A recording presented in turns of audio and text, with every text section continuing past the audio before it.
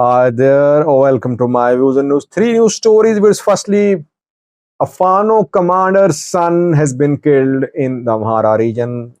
Fathers and sons fighting alongside in this resistance movement, it seems.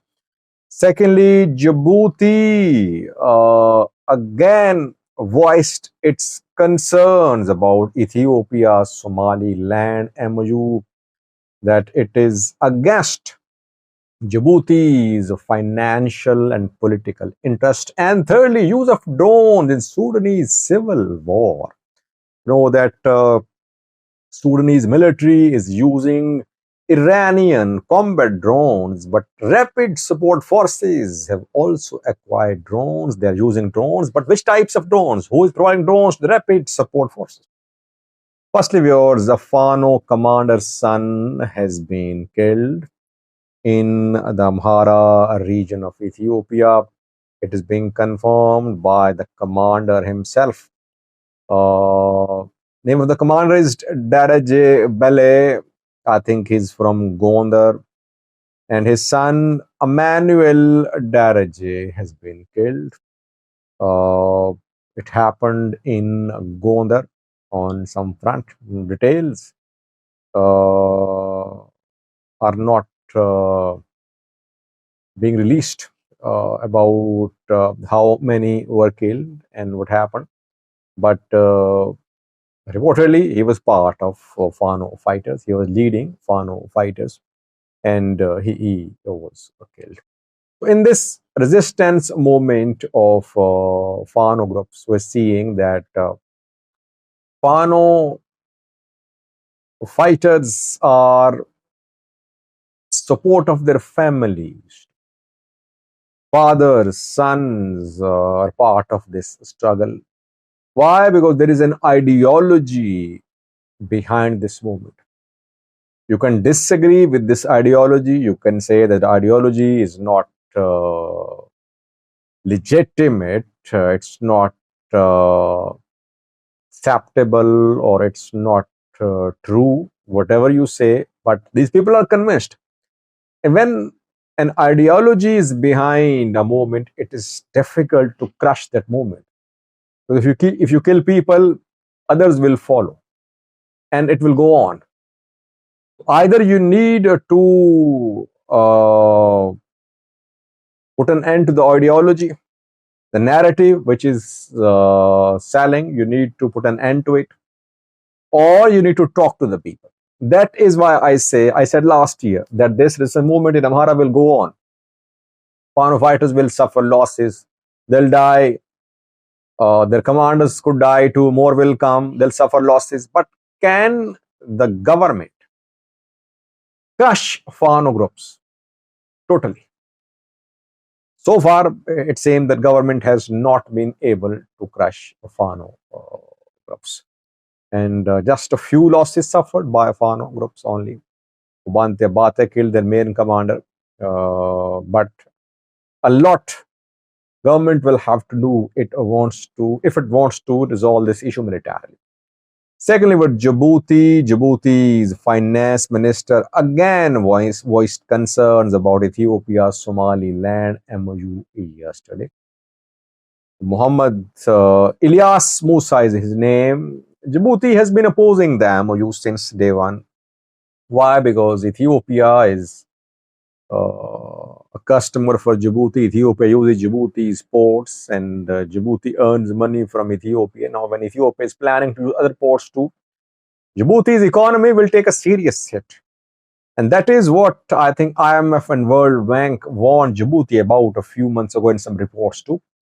That is why Djibouti wants the MoU between Ethiopia and Somaliland to be cancelled. It does not want this MoU to turn into an agreement. Though in principle, Ethiopia has decided that no matter what happens, it wants to diversify its use of ports. It does not want to remain dependent on Djibouti's ports only. So whether MoU is enforced or not, Ethiopia will start using other ports too. And I think talks ongoing between Ethiopia and Kenya too. Ethiopia could start using Kenyan Lamu port for its fertilizer imports, and maybe other ports as well. That is why we cannot say that Djibouti will be able to stop Ethiopia from using other ports. Mohammed Ilyas Musa, Djibouti's finance minister, yesterday spoke, and he criticized the MoU between Ethiopia and Somaliland, saying it was against Djibouti's political and economic interests.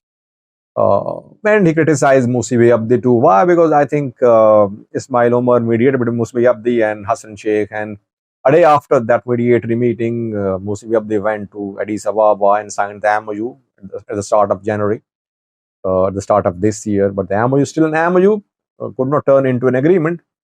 Djibouti is mediating. It's mediating. Kenya is mediating. Both Djibouti and Kenya are mediating between Ethiopia and Somalia. But basically, they have their own interests to protect. Djibouti wants it wants to retain Ethiopian imports, exports, business. Kenya wants its share as well, offering less tariff to Ethiopia if Ethiopia starts using Kenyan Lamu port too. All have their interests. All want to attack Ethiopian imports and exports. That's what Ethiopia does. But it seems that Djibouti does not want the MoU to be implemented. How will it stop the MoU? Obviously, through backing Somalia, through maybe it can stop the MoU by giving an offer to Ethiopia, a better offer to Ethiopia. What Ethiopia wants, maybe a piece of land or lease agreement to Ethiopia. Maybe it can happen because it wants to retain Ethiopia business. Let's see. So far, again, Djibouti has voiced its concerns about the MoU. Why is Djibouti calling it the MoU? Why is Djibouti calling the MoU detrimental to its political and economic interests? I mean, Ethiopia has every right to enter into agreements with other parties. Djibouti cannot stop Ethiopia from signing an agreement with Kenya, with Somalia, etc. Or even with Somaliland as well. It can only talk to Ethiopia. It can offer a better deal to Ethiopia. Thirdly, we are Sudan, where both parties are using drones now. Sudanese military acquired Iranian combat drones, Ababil, Muhajir 6 being used by Sudanese military. These drones helping military in pushing RSF, in halting RSF's advances towards more regional states. But it seems the rapid support forces have also acquired drones. 2 drones were shot down on Tuesday by Sudanese military. Drones were used obviously by rapid support forces. These are Chinese drones, reconnaissance drones mainly. But means that rapid support forces have acquired Chinese drones. Who supplied these drones? The rapid support forces. Obviously, people will point fingers towards the UAE. UAE operates Chinese drones. Chinese Winglongs are used by the UAE. If you remember, when there was war in Ethiopia, which lasted 2 years, it was the UAE which provided Chinese drones to Ethiopia. Ethiopian military acquired Chinese Winglong drones from the UAE. Same is happening here, but so far only reconnaissance drones or small drones are in operation. We're not sure if rapid support forces have acquired Winglongs or not. What we have seen so far in terms of the debris of drones is that the drones shot down by military used by rapid support forces were Chinese reconnaissance drones, but it seems forwarded by the UAE to rapid support forces. RSF are starting to use drones in this war now. So Iranian drones versus UAE provided Chinese drones in Sudan. Obviously, Iranian drones are better in terms of their model. Chinese drones are also world-class drones, but so far RSF has only shown reconnaissance drones. If the UAE provides Winglongs to rapid support forces, then we could see a real battle of drones in this war in Sudan between RSF and Sudanese military. RSF has launched some drone strikes in the past few weeks in Atbara in Blue Nile state, but the reconnaissance drones were easily shot down by military. Flying low, it was easy for them to be shot down.